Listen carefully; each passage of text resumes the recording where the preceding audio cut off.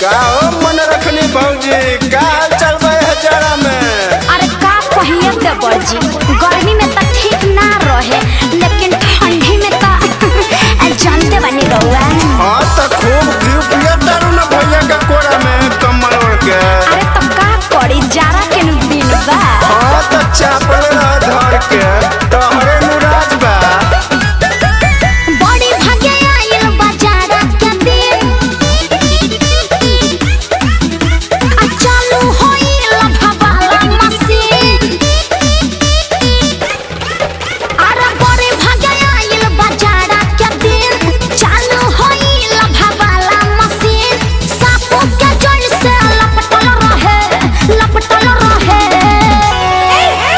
अरे सरदी में सोया हमर सटल रहे।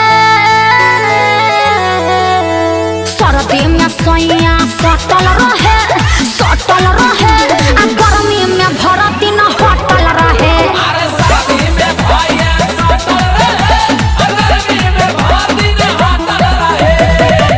हाँ तो जाड़ा में नारा सरकावित रह।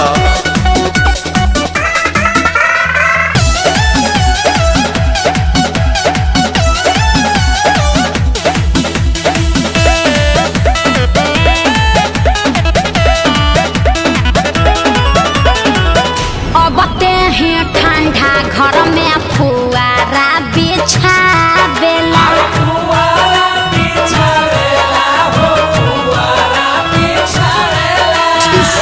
कोरा में चाय पी के कंबल ओढ़ावेला।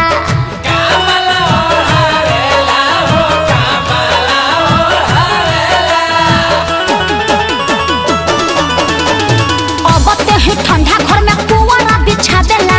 कोरा में चापी ऊपर कंबल ओढ़ावेला। ए नरजी नवकरा हटल रहे। अरे सरदी में सोया अरे सटल रहे। सरदी में सोया सटल रहे। आ गर्मी में भर दिन हटल रहे।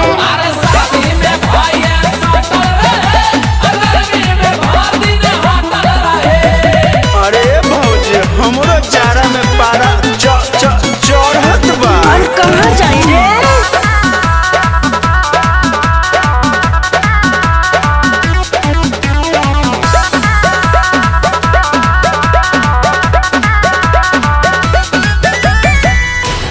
छने लागे हमारा देहिया में पाला हो।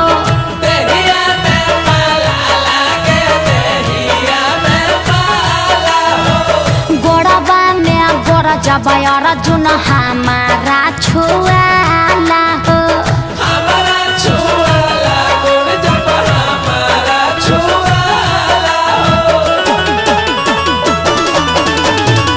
छने लागे हमरा देहिया में पाला। गोड़वा में गोड़ जब हमारा छुआला। अरे माने न बतिया डटल रहे। अरे सरदी में सैया सटल रहे। का कही सरदी में सैया सटल रहे।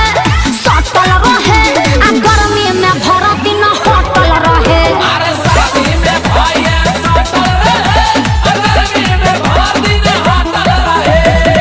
तनी हमनियो के अपन बोरसिया में हाथ सके दे भौजी।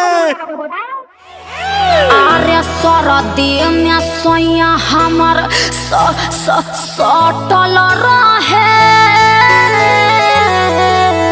सरदी में सोया सटल